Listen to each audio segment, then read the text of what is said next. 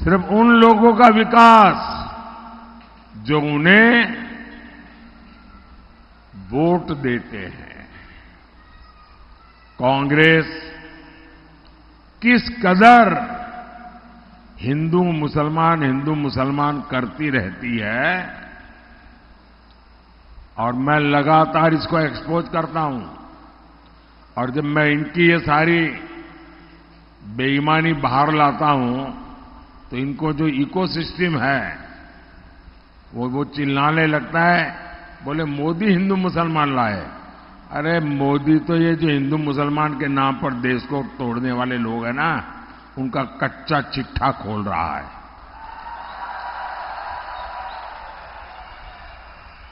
मैं इसका एक उदाहरण देना चाहता हूं और यह उदाहरण इतिहास में दर्ज है। मैं कांग्रेस को चुनौती देता हूं, अगर हिम्मत है कांग्रेस में तो मेरी इस बात का देश को जरा जवाब दें। नहीं देंगे वो। इनकी तो हालत ऐसी है। मुझे बताइए, आपके घर में आपको कभी आपके माता पिता, अगर आपने दादा उन सबको देखा हो तो उनको याद करने के लिए क्या आपको एल्बम खोलना पड़ता है क्या? अपने माता पिता को याद करो, एल्बम खोलो तब याद आते हैं क्या? इनकी तो हालत ये है कि अपने माता पिता को याद करने के लिए एल्बम खोल के देखना पड़ता। अच्छा, ये है, ये जिनकी स्थिति है जी। भाइयों बहनों, कांग्रेस अपनी सरकार के समय खुले आम कहती थी कि देश के संसाधनों पर पहला अधिकार मुसलमानों का है। और ये डॉक्टर मनमोहन सिंह जी ने कहा, उस मीटिंग में मैं मौजूद था और मैंने इसका विरोध किया था। अब मुझे बताइए, ये कहते थे कि नहीं कहते थे? कहते थे कि नहीं कहते थे? अब कांग्रेस वाले कितने ही चू चू करते रहे, सब अवेलेबल है। हालत ये थी कि कांग्रेस और उसके साथी दलों ने क्या किया, जो डेवलपमेंट का बजट होता है उस बजट में भी दरार कर दी भाइयों। उसमें भी बंटवारा करने के लिए सोचा और उन्होंने कहा अब बजट होगा हिंदू बजट, मुस्लिम बजट। ये इन्होंने सोचा था। क्या ये मेरा देश ऐसे चलेगा क्या? और कांग्रेस चाहती थी कि 15% बजट मुसलमानों के लिए अलग से आवंटित हो जाए। भाइयों बहनों, आप सबसे मैं पूछना चाहता हूं, अब उनको धर्म के नाम पर देश बनाना था, बना दिया। कांग्रेस की मजबूरी थी, दे दिया। अब आप कहोगे कि हिंदू बजट, मुस्लिम बजट, क्या ये देश का भला करेगा क्या?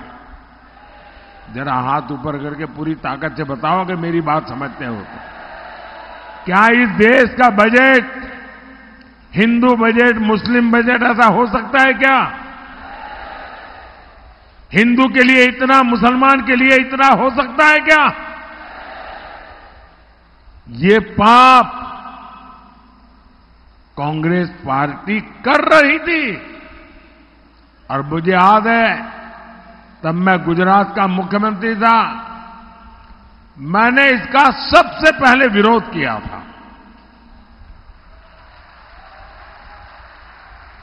कांग्रेस और इंडिया अलायंस अगर सत्ता में आए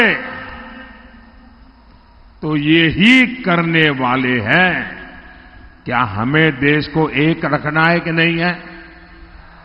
हर हिंदुस्तानी एक है, ये जरूरी है कि नहीं है? क्या हिंदुस्तानियों को बांटना अच्छी चीज है क्या?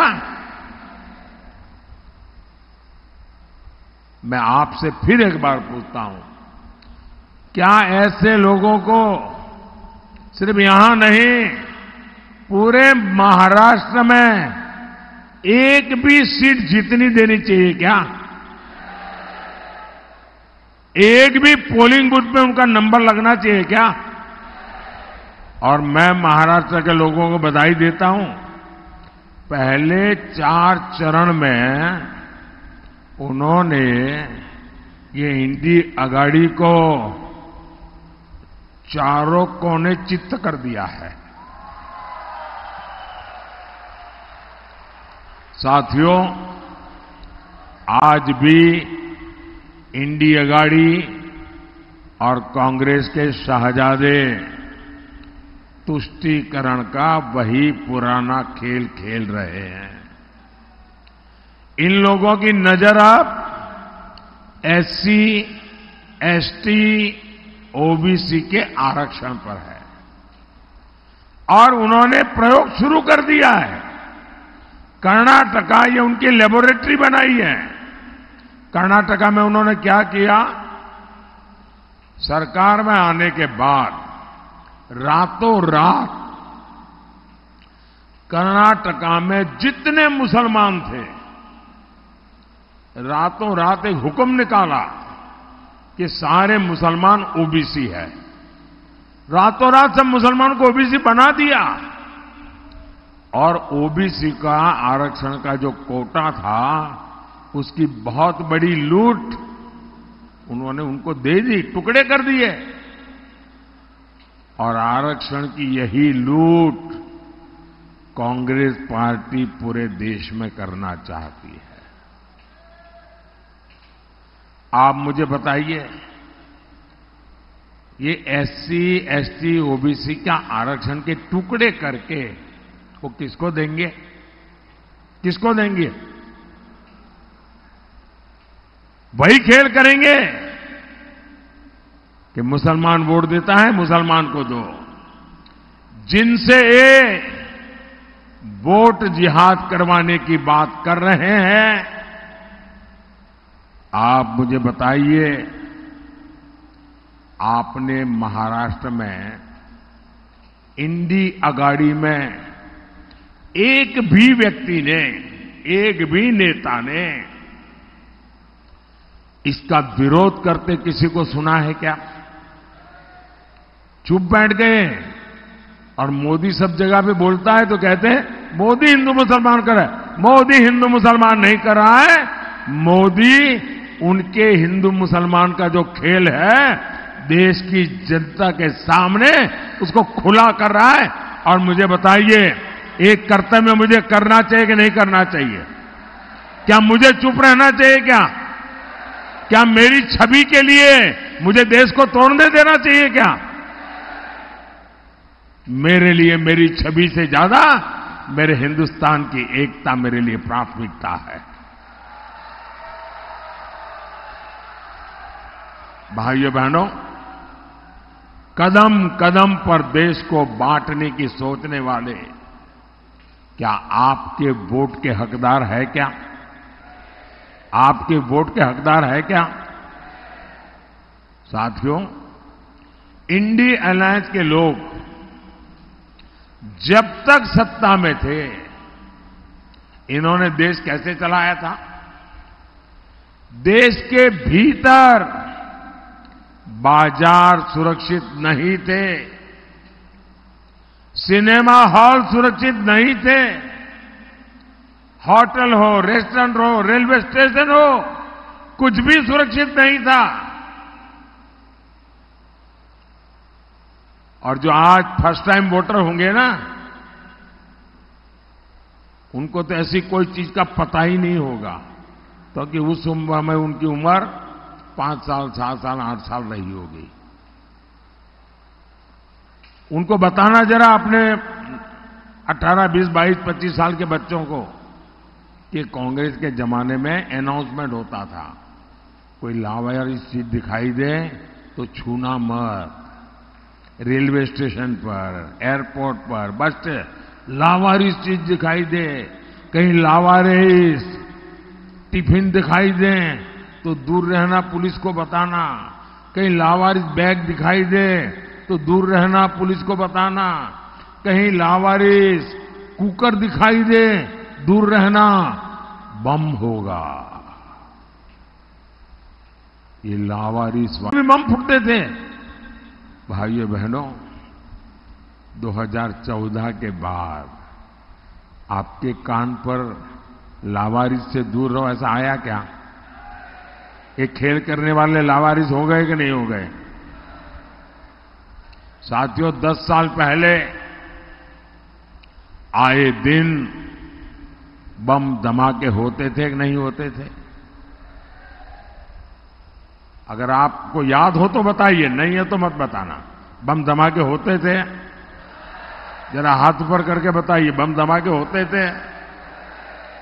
आतंकवादी खुलेआम धमकियां जारी करते थे कि नहीं करते थे? सीमाओं पर गोलीबारी, राज्यों में नक्सली हमले, ये रोज की बात थी कि नहीं थी? लेकिन कांग्रेस की सरकार क्या करती थी? वो पाकिस्तान से गुहार लगाती थी और कांग्रेस अमन के कबूतर उड़ाकर फोटो निकलवाती थी जी। अमन के कबूतर उड़ाए जाते थे, मोमबत्तियां जलाई जाती थी, मोमबत्तियां। और क्या कहते हैं? प्लीज प्लीज हम पर आतंकी हमला मत करो, यही बोलते रहते थे। अरे वीर भारत भूमि की साख पर कांग्रेस ने बहुत चोट पहुंचाई थी। और जब से आपने मोदी को सेवा का मौका दिया, तब से क्या हुआ? Surgical strike, air strike. अब पाकिस्तान ने एटम बम की धमकी देना बंद कर दिया है। लेकिन साथियों, आपको एक और बात नोट करनी चाहिए। भारत को धमकी देने का काम पाकिस्तान की तो नहीं हिम्मत, लेकिन कांग्रेस वाले वो फाइल लेके घूम रहे हैं। कांग्रेस वाले कह रहे हैं, कांग्रेस नेता कह रहे हैं कि पाकिस्तान का सम्मान करो, उनसे सर झुका के बात करो। क्यों? उनके पास एटम बम है, एटम बम। अरे उनके पास रखरखाव के पैसे नहीं यार।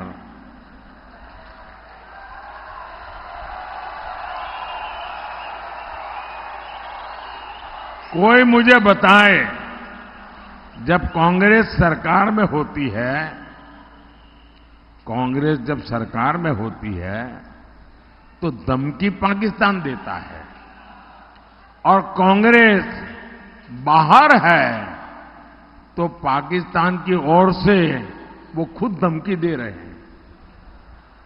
पाकिस्तान अपनी संसद के भीतर स्वीकार करता है कि उसने आतंकी हमले करवाए, लेकिन यहां कांग्रेस और इंडिया अघाड़ी के लोग उसे क्लीन चिट देते हैं।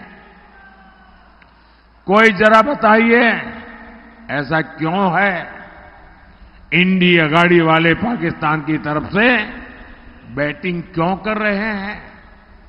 भाइयों और बहनों, कांग्रेस की मानसिकता तो हमेशा तुष्टीकरण वाली रही है, लेकिन बाला साहब की बात करने वाले भी कांग्रेस का कुर्ता पकड़ करके खड़े रहे हैं। कांग्रेस अलगाववादियों, आतंकवादियों का समर्थन करती है। नकली शिवसेना उसके साथ खड़ी है। कांग्रेस के लोग छत्रपति शिवाजी महाराज का अपमान करते हैं। आपने देखा है ना, कांग्रेस के शाहजादे ने मंच पर कैसे छत्रपति शिवाजी महाराज का तिरस्कार किया था। पूरे महाराष्ट्र को वो तस्वीरें देख करके गुस्सा आया। लेकिन नकली शिवसेना ने मुंह पर ताला लगा दिया, आंख पर पट्टी बांध ली। कांग्रेस के शहजादे महाराष्ट्र की धरती पर वीर सावरकर का भी अपमान करते हैं, लेकिन नकली शिवसेना की हिम्मत नहीं पड़ती कि उन्हें ललकारे। और मैं चुनौती देता हूं, ये इंडिया गाड़ी वाले यहां बैठे हैं ना, वो शाहजादे के मुंह से 5 वाक्य वीर सावरकर के पक्ष में बुलवा करके दे दे। करो भाई, मेरी चुनौती उनको। ये इंडी गाड़ी के बड़े बड़े नेता ने, हाँ, उन्होंने चुनाव जीतने के लिए उसको कह दिया कि भाई तुम वीर सावरकर बोलना बंद करो। तब से उसने बोलना बंद किया। क्यों? कि चुनाव का डर था। लेकिन हिम्मत है तो वीर सावरकर की महानता के 5 वाक्य इस शाहजादे से बुलवाइए।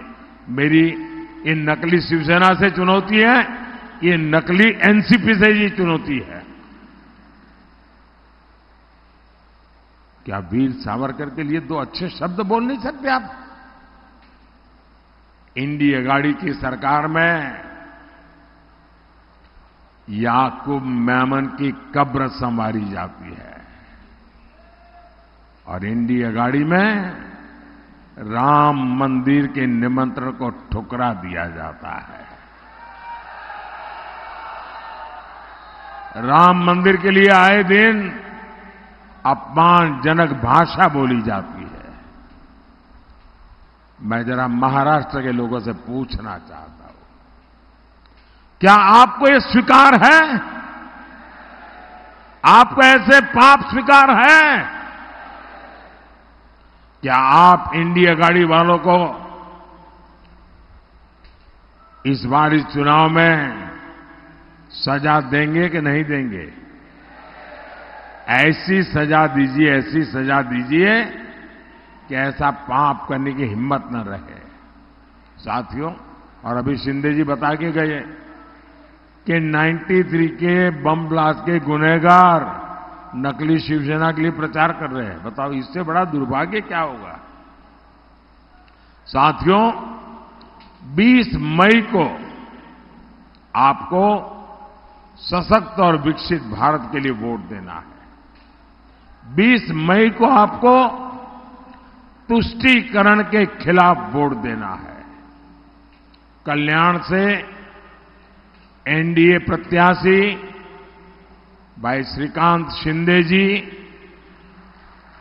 और भिवंडी से भाजपा प्रत्याशी श्री कपिल मोरेश्वर पाटिल जी, इनको दिया गया आपका हर वोट मोदी को मजबूत करेगा। और जब आप उनके लिए मतदान के लिए बटन दबाएंगे ना, वो वोट सीधा सीधा मोदी के खाते में जाएगा। कपिल पाटिल ने मेरे साथ सरकार में भी काम किया है। ये हमेशा इस क्षेत्र के विकास के लिए सजग रहते हैं। मेरा अनुरोध है, मेरे इन दोनों साथियों को भारी मतों से विजयी बनाइए। अच्छा, मेरा एक काम करेंगे, घर घर जाना, ज्यादा लोगों से मिलना और कहना मोदी जी आए थे, मोदी जी ने आपको प्रणाम कहा है। बोलिए भारत माता की, भारत माता की, भारत माता की। बहुत बहुत धन्यवाद।